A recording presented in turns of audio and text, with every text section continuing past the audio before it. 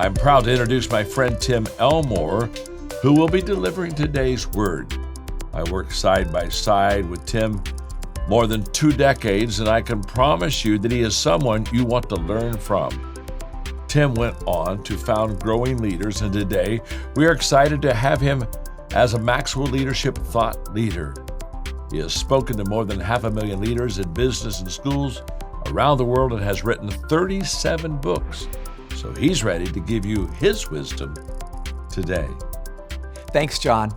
The word I'd like to talk to you about today is the word perspective. We all know that every human being we interact with every day, at work or at home, brings a different perspective to the table, don't they? Did you know there are 5 different generations of people working together in a workplace today?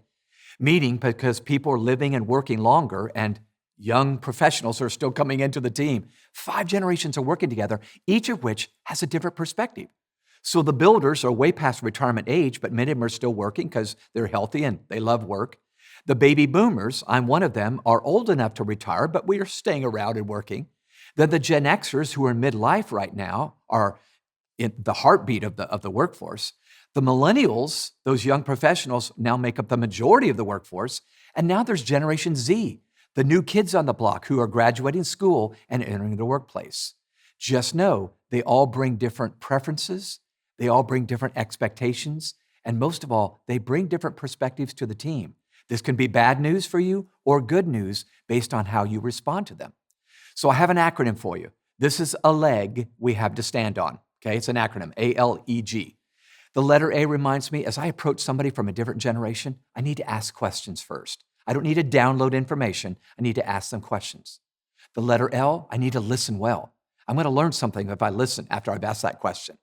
And when I listen, they feel heard. The letter E, I need to empathize. You see, when I empathize, they feel understood, not just heard. And then the letter G, guide. If I do those first 3 steps, I've earned the right to guide them in this conversation and lead them well. So remember, perspectives are a given. You're going to get a bunch of different kinds of perspectives. Whether you leverage them to the advantage of the organization is up to you, but just know they're coming.